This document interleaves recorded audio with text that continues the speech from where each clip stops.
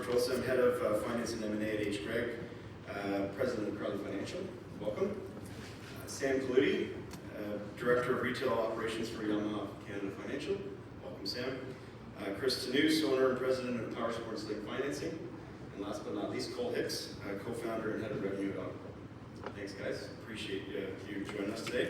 I'm going to jump straight into my first question. Like I mentioned, it's going to be a little broad to start, and then we'll kind of get deeper into some topics. And knowing all four of these guys, they have no problem talking. So if there's any questions, we'll try and leave them to the end. But if you have one that's actually diving into the current topic, feel free to put your hand up. So we'll start with the direct-to-consumer concept in general. So it's been around for a number of years. It's evolved in many areas. It's lagging in the financing side, if I may say that, because we're still relying on some old processes. Bill mentioned automation.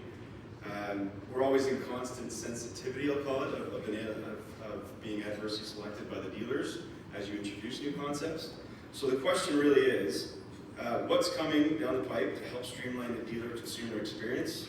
And I'm actually going to drive Sam first, if you don't mind. Yeah, for us, being an OEM lender, we started doing direct-to-consumer many years ago. Actually, that was one of the main reasons why we started off with Inovatec, was it allowed us the ability to build a link between the OEM and the finance company and the dealer. And now it's worked out to be a pretty significant channel, like not the biggest channel that we have for our business, but where we want to see now is we want to optimize that. We want to make sure that the dealers are getting the right amount of data in real time, getting notified, making sure that the dealers are following up with those customers right away. Because we do find the customer expectations, if they send something online through a Yamaha website about a motorcycle, they want to hear from that dealership right away. But they don't really, the customers aren't putting two and two together saying, I'm going to a Yamaha Canada website, and then that's going to an independent distributor. That they just see, I'm sending it to Yamaha. So now we have to make sure that when that lead gets pushed over to the dealership, they're getting responses within the next an hour or 20 minutes or that type of thing, to make sure that they have the highest chances of closing that sale, not losing that deal. So for us, it's just streamlining that process, making sure the dealers, it's setting benchmarks to make sure the dealers follow up with those customers in the right way, and also having the right tools, which you guys are a big supporter of that. Yep. Chris Tanous, sorry, Mr. Tanous. Well, what is it? When it comes for customer experience, it's going to be all about the efficiencies. Half the time, the customer really doesn't know if they're dealing with a dealer or they're dealing with Yamaha's instance. So, really, on the end user, it's just going to be how easy is it for, well, just from beginning to end, how quick and active. With technology coming into play, adjudication portions, and the dealer experience, I feel that. Chris? We can't hear you. Yeah. Can you speak louder? I'll come back. Yeah, what Chris said, I'm going to take a different spin on this one from the customer point of view. So the auto space, big part of my background. Lead gen started off with the Toronto Sun, then lead gen went to websites, and then went to internet leads. Everyone hated them. OEMs went on a big path going, hey, we want to create digital retail and we want to give people the ability to buy a car online. So penny perfect payments, DR platforms were the rage starting 7, 8 years ago, being able to price a car out, build a lease, and be on a website. And then there's this massive disconnect between my experience online as a consumer and the flow of that information to the dealer, the follow-up process to the dealer, how it's communicated back. So historically, customers start at the dealership again and they start the process all over again because the person they're dealing has no clue they priced something out. The big disconnect was, hey, I can hop on a website and build a Porsche for myself right now, nice $2,000 payment. Can I be approved? Can I not be approved? So now it's being a submission process into either a portal or a dealer.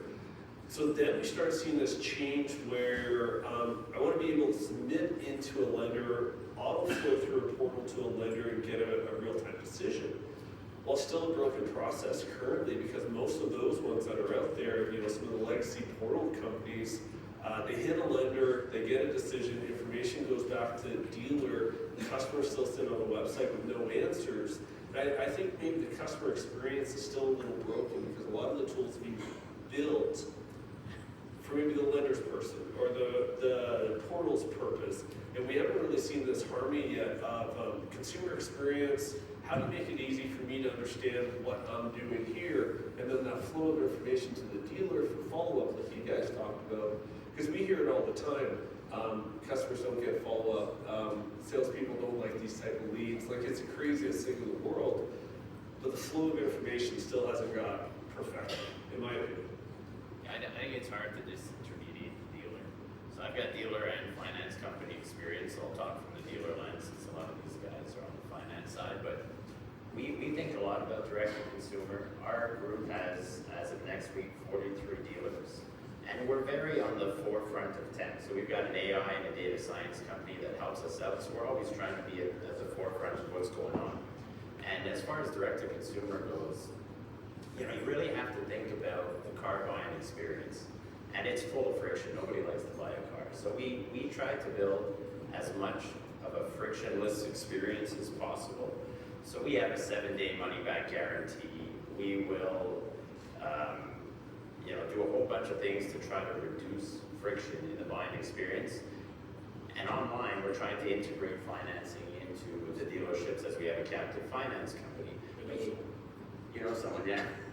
You still gotta figure out last mile delivery and all this sort of stuff. But at the end of the day, maybe you can do that for new cars. We see what Tesla's doing, and you know what a Tesla looks and feels like. They've only got a couple models.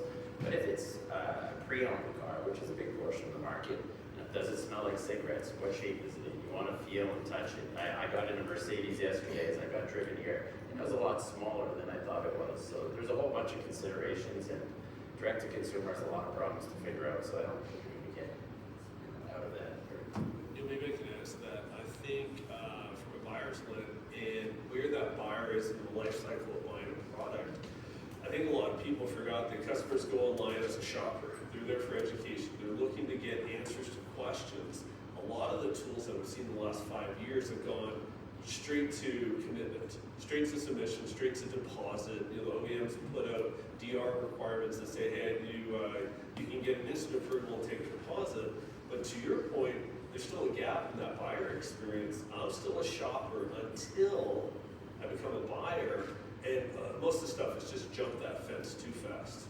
Yeah, and then you start thinking about franchise law in the US and all that sort of stuff. It'd be very difficult to get to direct to consumer any times. Yeah, and I guess one of the challenging thing I would say is the dealers are not put in an envious position because they're very much living in an analog world. A lot of them, especially our dealers, a lot of power sports and green dealers are enthusiasts first and business people second. So they're dealing with customers like you get a 20-year-old that wants to buy their first dirt bike. That 20-year-old wants to converse digitally. They don't want to deal with anybody. Like, it's all on text. And they're dealing with a retailer that is still doing bill of sales up by hand, right? So there's a huge disconnect there, and that dealers have to really figure out how to do it. I do think as a lender, we have to guide them down that path. Yeah, the big thing is the consumer education in the process. So a lot of people, they're excited to be a part of a process, especially when they know what the process is. And everybody likes completing a task. Not many people like to just fall off the high horse in the middle of the process. And that's where the connect with OEMs, lenders, and dealers come into play, where if the transition isn't smooth, they lose the sale. And part of the consumer experience is if they know what to expect and the next step isn't too time wasted, they will spend the time and they will do it. And Does it will be a anybody joyful experience. Does anybody in here own a Tesla?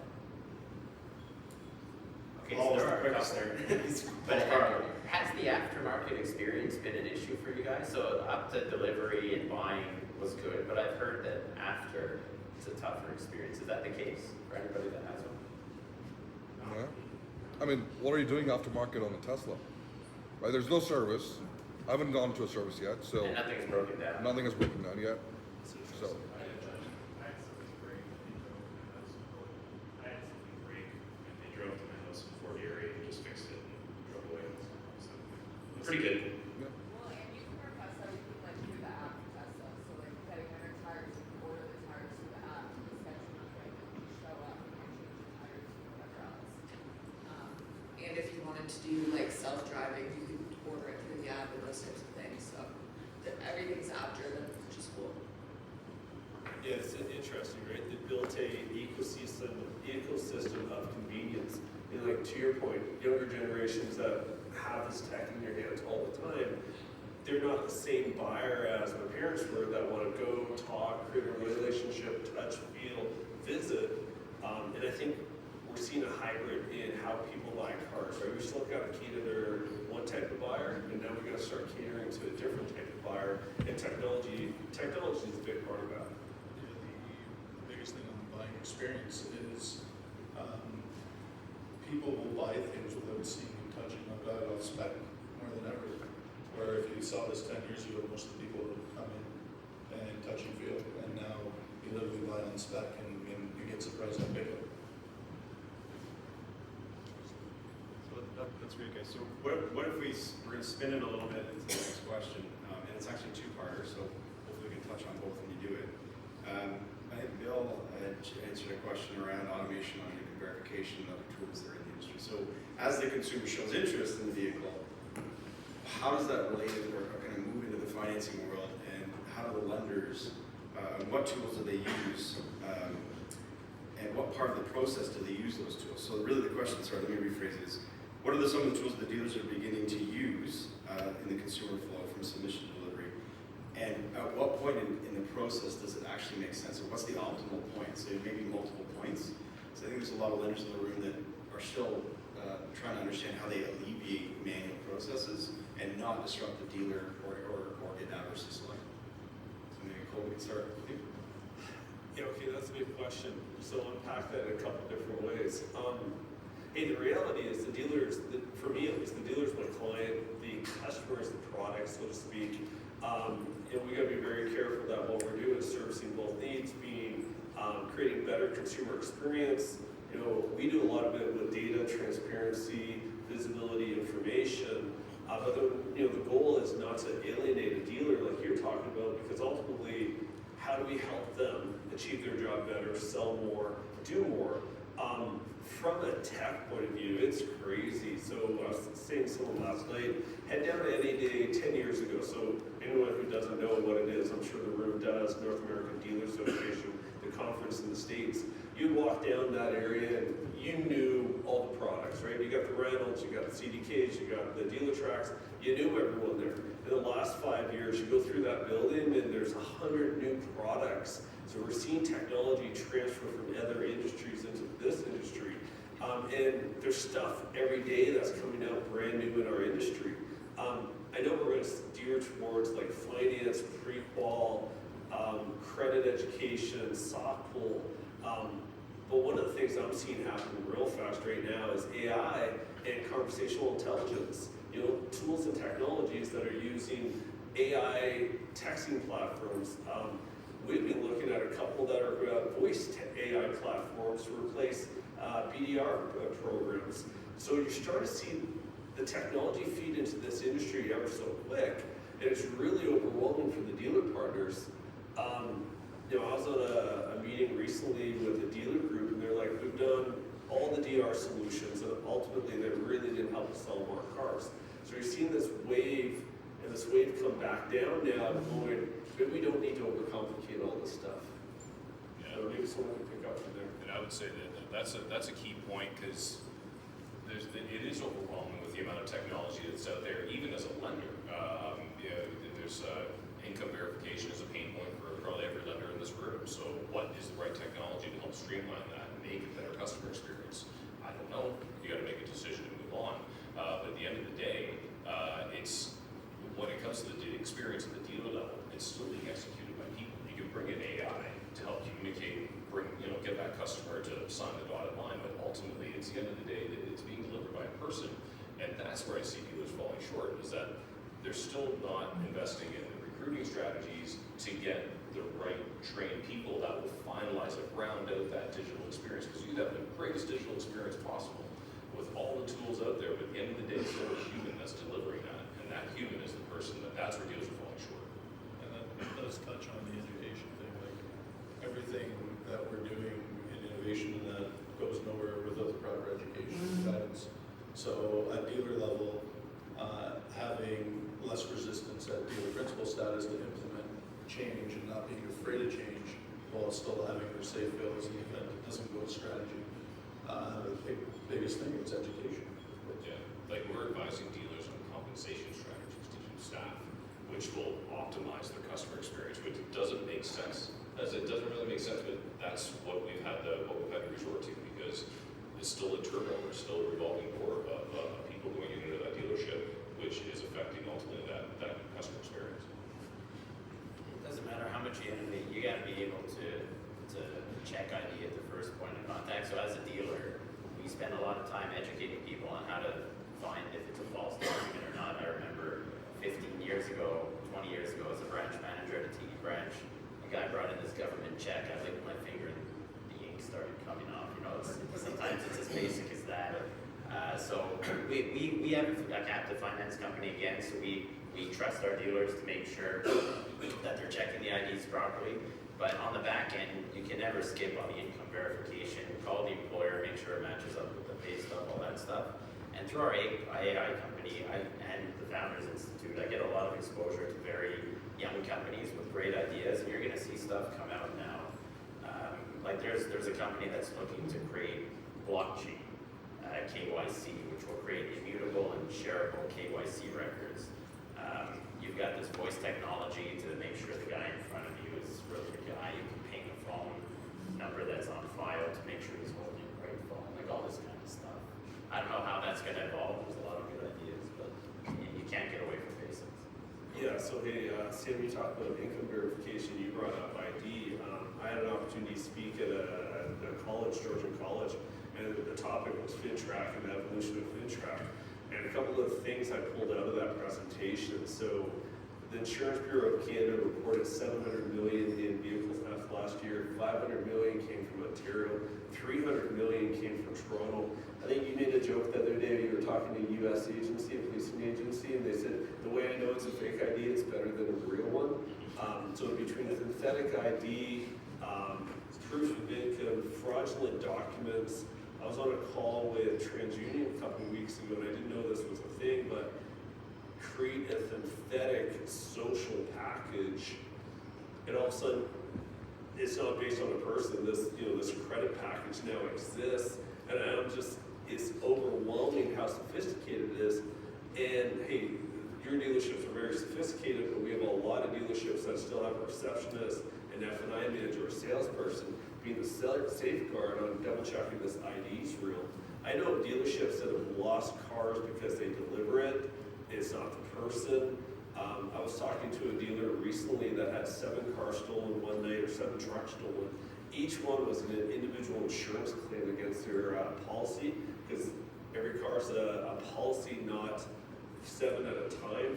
So fraud, verification. So I guess we're steering tools that are now coming into the dealer space to help prevent, fraud. I know from a lender point of view, it's a big issue for you guys. It is on both, and sometimes some of the fraud files that we've seen, it's hard to believe that they are fraud. Like you're seeing mortgages on fraud on synthetic files, and they're not small purchases. They were losing boats, $150,000, $200,000 boats, and they're gone, and everything like established bureau, everything checks out. LinkedIn profiles, social media, like we're doing as much alternative searching as we can. All that stuff exists, and it's a straight roll, right? So that stuff is still, it's really hard to defend against that. But we do the best to educate our teams on how to do that, and educate the dealers on what they have to look for. And we are getting dealers that are saying, hey, I'm getting a funny feeling about this customer. Maybe I don't want to do this deal. Maybe you might want to know your files. So when that happens, that is reassuring, because then they're invested in you as well, your success. Timing on, I know we want to speed up the process. Actually might be better to slow it down, because what'll happen is they're trying to prey on quick, efficient, need it now, or the deal's going to go down. Like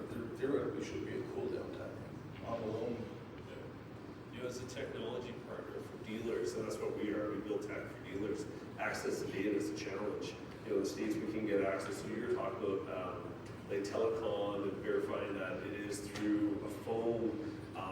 And lots of this cool tech exists. Dealers have no way of accessing this. Like they can't build up platforms like that. We're working with Transport Canada to see if we can get access to driver's license databases to validate you actually have a driver's license. Like it seems like probably the simplest thing in today's day and age. Are you, like, is that driver's license valid? Does the number exist? Is it an Alberta driver's license? Somehow tow truck companies can do it, but us technology departments can't. Yeah, a lot of this technology exists for regulations. Yeah. So just quickly to kind of finish up, Denise, you talked about dealer doc upload as well, like the whole idea of, so if you stray away from some of the fraud tools and things like that, just simple things like having the ability to upload all documents and ship it to the lender. Yeah, so a lot of the communication portals between the dealer and the lender, they already have the ability to do digital signing now, which is amazing. And literally just push a button and go. But the biggest thing that's missing is preloading the dealer documents. So preloading the dealer stop bill of sale, pre-populating the signature spots. And basically, when it comes time for preparing all the paperwork to get it sent out to the client, takes like 20, 25 minutes on sometimes. If you make a mistake, it can take an hour after all the interruptions. But if everything's preloaded and lined up properly, you do one verification to make sure the data's proper. And you should be able to have paperwork ready and sent out to the clients in 5 minutes. And what that would do is, I know I just said it would slow down the process, but this would increase the capacity for one individual to do more files. And that's big because a lot of dealerships are complaining about staffing. Everyone's complaining about staffing, from what I hear. And if you have a finance manager that has a capability of doing 50 deals a month, clean and efficient, and if we can get that up to 100 just by process efficiencies, because the byproduct of a sale is a tiny bit of paperwork. And I think every lender in the room is going to nod their head on that one because it still seems to be an issue in the industry. Okay, let me see if I can shift to the next one. I know we could talk all day on that topic, but I appreciate it, guys. When we were doing some of the prep for this session, we talked about the idea of boutique lending or captive lending versus the traditional multi-lender portal. So the next question really is a couple, again, maybe a bit of a two-parter. Talk about, and Sam, maybe I'll refer to you first, talk about boutique lending and that whole specialist versus generalist. And then also talk about what you should be using. Should you be using both? Should you be using one? And kind of go from there.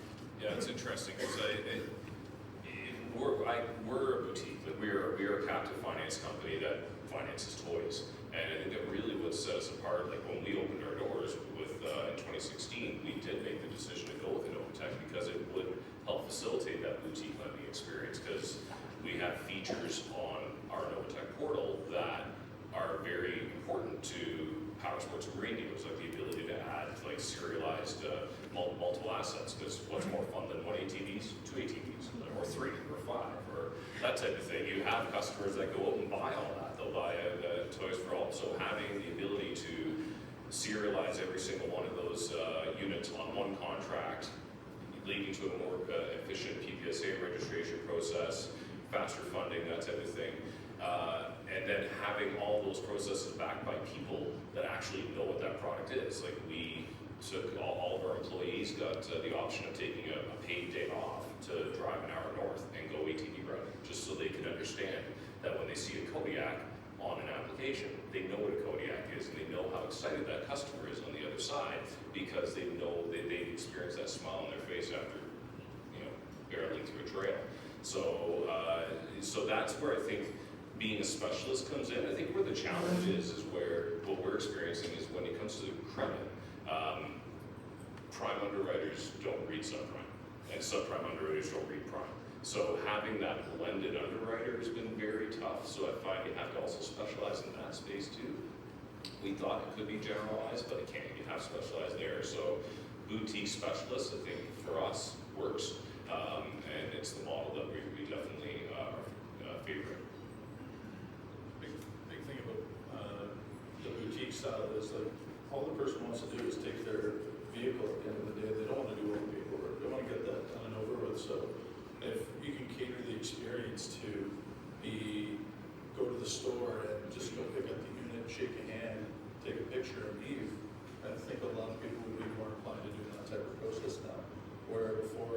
You'd have a 3-4 hour process in the dealership. Okay, you gotta talk to this guy, then now you gotta talk to that guy.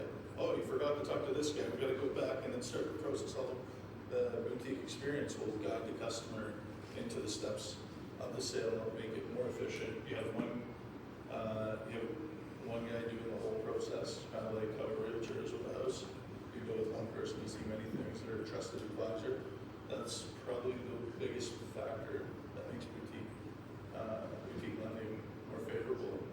And again, you'll start to see people sway towards it because, as I heard, education is the most important part of this whole thing. Tell them what they're about to go through.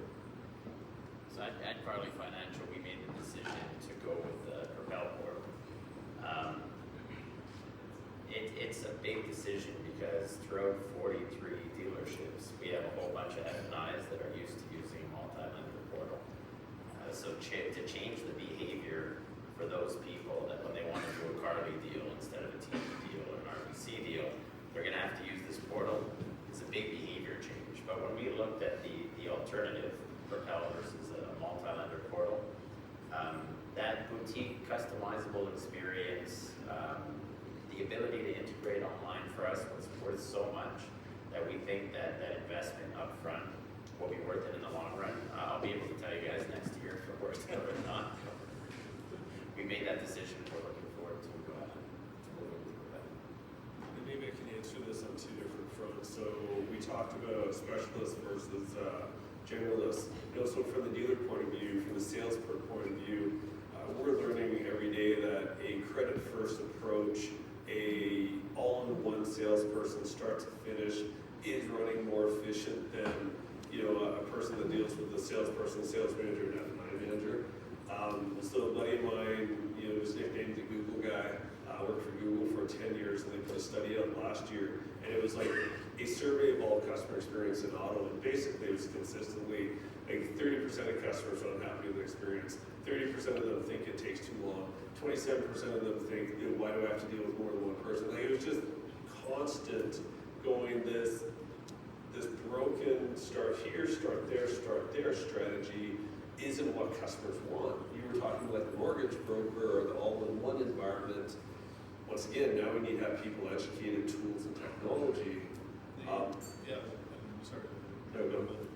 When you look at people in that part of the process, you have the sales guy who may have just been like his first day on the job. He doesn't know left from right half the time, and then he's trying to guide somebody that doesn't know the process himself, so they go to the manager and everything like that too. So just have somebody be a salesperson, a finance manager, a delivery coordinator, and that, it is not easy to find somebody like that. And so this is where the banking side and the OEM side have to come together to make that process as simple as possible. Yeah. And literally just keep it consistent. But the biggest thing is anybody can be a finance manager in this room. You guys can all quit your job right now and become a finance manager. There's no certification. That boggles my mind right now. And they're dealing with like hundreds of millions of dollars of transactions on a monthly basis, and they can literally walk off the street and start submitting loans. So the education and certification is definitely one way that you're going to lower the fraud rate, because people are going to understand the severity of it. And if they understand the severity of it, they won't do it. But if somebody off the street, because they look the part, literally that's it. Comes into the office and starts submitting applications. They're like, oh, this is important. This guy makes $45,000 every 2 weeks. This is the banking system. But like, they don't see the severity of what they're doing. Yeah, I can get. I'm sorry. No, go I was like, I can get popular on this one, especially from a dealer lens, right? Like the black magic of an F&I manager, because they knew how a bank would buy, highest paid, highest square footage in the dealership. Now we're talking, are we in a 15-minute warning there? Supposed to be subtle. See, we're doing 25 now. So once again, the specialist to generalist, like we've dealerships have been held hostage by really good finance people because they're the ones that know how to get a deal bought. To your point, you get a new person, they don't know any of this thing, they can't manage that. I also think that's where we're starting to see technology come in. I know we're seeing technology that comes in and brings this access to data from a lender back up to point of sale, before desking a deal. And now we can start seeing people actually manage someone much further down the buying cycle without having this broken experience and having to deal with 3 to 4 people at a dealership. Yeah. No one likes them. Yeah, and I think that as the lenders, the glue that can hold that together, because we are privy to so much more data about our customers, so we can help facilitate more sales. And I think the ultimate testament to a boutique, the boutique model working is when customers are going in and saying, I don't want you to send it to this bank because that's where my last one was. And when we can help spur that, knowing that they came on the books at a wise at 125, and now because they're 21 years old, and that's what a 21-year-old can handle, now they're 23, they can upgrade to a 250. So let's gently prod them to get back into the dealership and trade in that 250 when they're 25 years old. Well, hey, it's time for a 450, right? So we can do that, and we've been slowly doing that model, and it does work because we speak the customer's language, who then in turn go to the dealership and are just saying, send it to Yamaha. If I may just, in bringing it full circle back, access to data from a lender brought back to the beginning of the customer experience, the beginning of the sales, legacy portals. I worked for one for quite a few years. You're not able to bring this valuable information and put it in front of the selling person in such a way that they can understand what it means, so that they can actually change the way they're selling that product to a customer. So access to data and being able to use, like Propel, portals that have flexibility, portals that, sorry, Vlad just gave me a big smile. Portals that have the ability to do stuff that we can pull it back and put it in such a usable way that we can change the way people sell cars, and start to pull it in a full circle. Big thing too is what's valuable to you may not be valuable to that legacy portal. And so it will be put on the back burner. And when you have the boutique style, that what's valuable to you today is what's going to get worked on. And so when we just look at the two options, one of them just milks it for what it's worth until a new solution comes in. And everybody's in this room probably because we want to innovate and get ahead of the curve instead of just sitting back and doing the old way of things because it's slowly dying and we're just going to get enough. Can we talk briefly, and maybe we'll get to both Chris's here first, is around connecting the DMS, like where we started today as well. So boutique and multi-lender have a purpose for everybody. I think lenders can use both, but talk about the start of the process and then connecting that initial entry, so DMS and kind of heading that direction. Yeah, DMS has been a dirty word for us. We deal with 3-4 different DMSs. There's a ton of complexity with this thing. This is, I think Techion is a company that's coming out with a new DMS. These, to us, are somewhat archaic systems, non-malleable systems, and trying to get everything to integrate with our portals and bringing the information that we need to make quick decisions, create a good process. I think Sam was saying, you want to be able to upsell clients and get the information that you need. We're not there yet today, and to be honest, it's a big question mark for us. It's something that we're working on.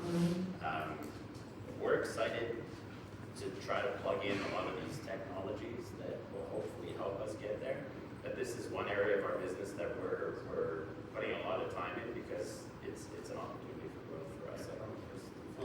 On my end, we've resorted to just creating our own DMS software because there hasn't really been a full solution. So we're taking an out-of-the-box approach with a modular-based system. But the biggest thing is communicating with all the other portals.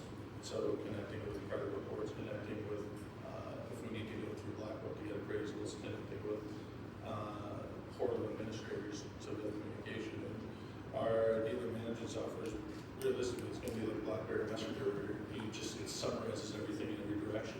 I don't know if we had BlackBerry at the time, or who still does. Can I challenge your statement? You said the DMS is the start of the process, and I actually challenge that.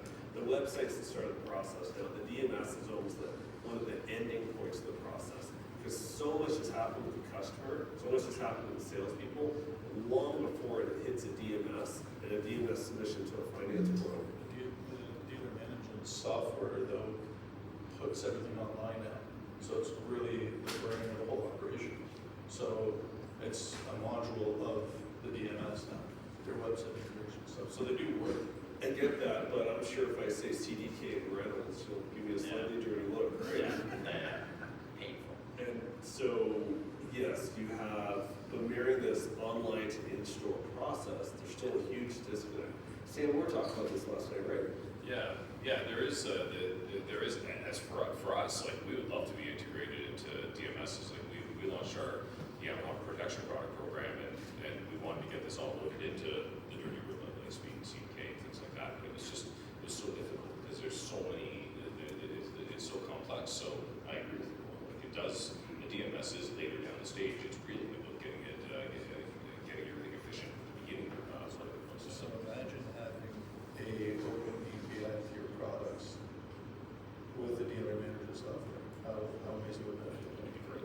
We can go back and forth on this for hours. Yeah. Well, opening up a can of worms. Yeah, no, fair enough. So I want to spend the last 5-10 minutes specifically on dealer needs and the dealer group needs. I'm going to quote the great Chris Denise here on this one, and maybe you guys can comment on this. Now that you have the tools to do the job, do you know how to use and optimize the tools? So we talked about all these tools, these great tools. The lenders are trying to embed them. Do the dealers actually know how to optimize those tools? That's how come I have a business.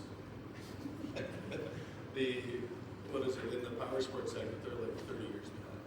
We still have dealers handwriting bills of sale. Like, I was flabbergasted when I saw these things. I'm like, I thought this was in the wayside.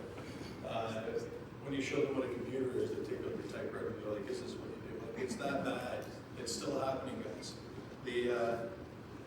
But you hand somebody a new tool, do they know how to use it? And that's the biggest thing, right? Does somebody know what a credit report really is? Well, tell a mechanic. The way I explain it to a mechanic is, it's the diagnostic machine when the check engine light goes on your car. You don't get the check engine light and then right away go and change the transmission on this thing. You plug in the machine, you get the diagnostic, you get the reading, it teaches you how or what's wrong with the car so you can use the right tool to fix the problem. Whenever somebody's seeking credit, that's a check engine. That's in my books, that's what a check engine is. When somebody doesn't have the means to pay, even they may be super prime, but they still don't have the money and they need help. So where pulling credit is my check engine light, where credit reports are the solution to the check engine light, and it teaches you how to submit. I can't stay in this 5-minute window for this one. It's for them. The access to data and understanding how to use it and when to use it. So, when and where is it valuable to either the customer, the salesperson, and how it's used, and what it means for them. Yeah, I'm going to go probably down a different path because I remember us talking in the preparation for this, like, what do dealers need?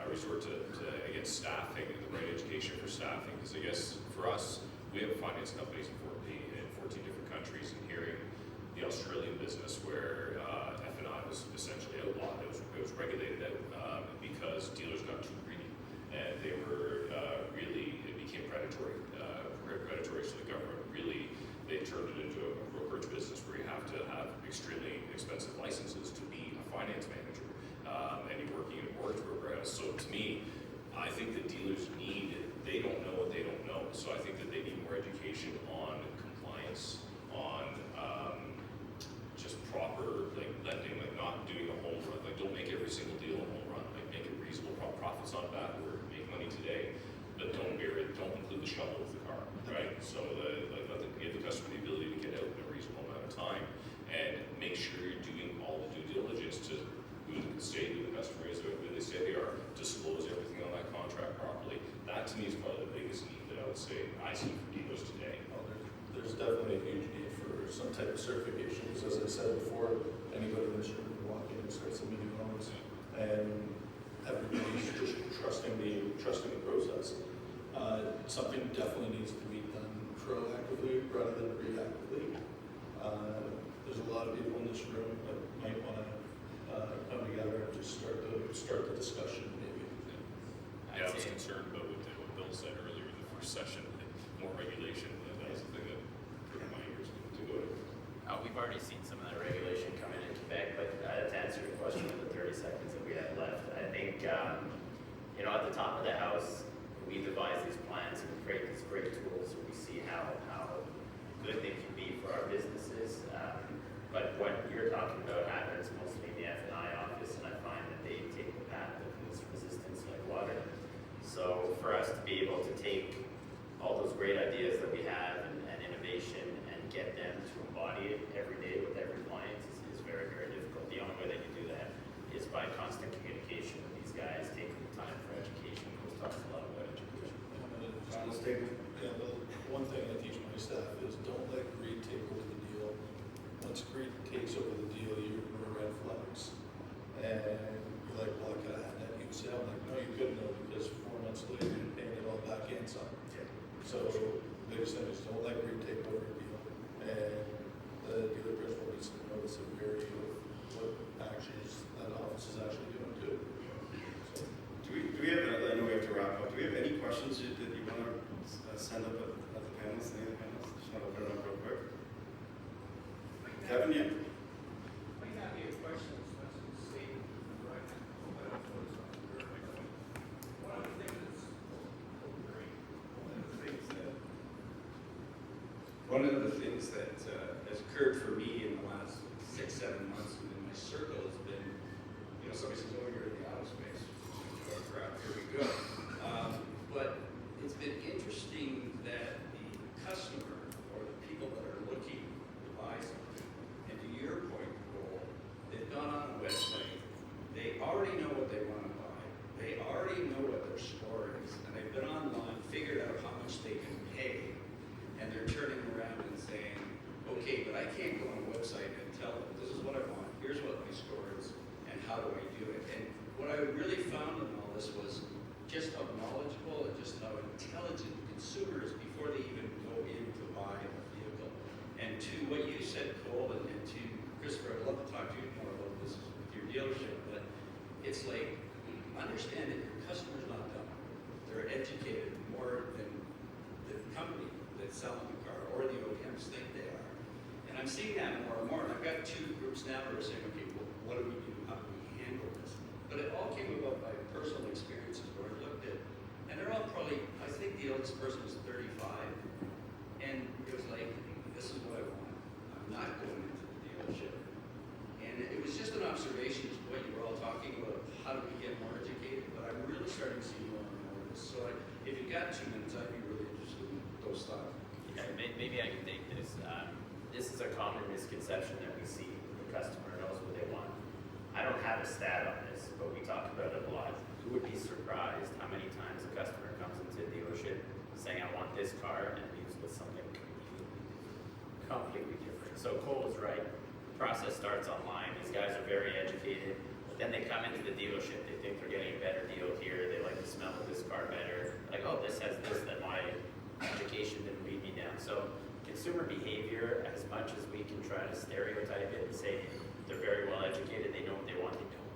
They don't. And we see it every day in the dealership. So when Sam was talking about, So we have in our H. Greg stores, again, to go back to the first question of creating a frictionless buying experience, we have non-commissioned sales staff, which is pretty unique. So if somebody comes in and they want a Hyundai, and they leave with a Porsche or a Mercedes, the salesperson gets the same flat fee. So we're there to provide advice and lead the customer to something that will make them happy, so they're going to come back again in the future. And we want the experience to be nice. Our customer experience scores are generally, most of our dealerships, through the roof. That being said, those customers come in generally like very heated and adamant that this is what I want, this is what I want to pay for it, I want these features, I want this color, and I want winter tires on it. But they leave with something completely different, and it happens all the time. And this is not because of us trying to sway their purchase decision. It's just us showing them options in front of them, and we let them make that decision. So it's curious to see that, we all think that the customer is that much more informed, and they are more informed. But generally, they don't know what they want decisions. so the customer just doesn't know the right questions to ask when there's nobody with them. So when they're shopping online, they questions to ask. You know, oh, that looks pretty, let's do that. Where Sam was talking about his experience, how his team has physical experience on physical machines, and be like, no, you don't want that for your laptop because it doesn't have enough power to do what you need to do, based on experience and seeing it. Now, you can't push the guy, but again, that's when somebody comes into a store thinking they want one thing and then they upgrade to the next thing. They just didn't know the questions to ask themselves to get that question. This is tough in the direct-to-consumer model. Like, people do like advice, and they like to hear other people's opinions, so they can make up their opinion as much as they want. But once they come in and they start having conversations, it opens up the thought process. I would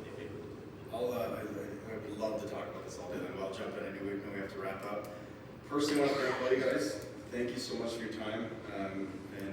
We're going to head into a break.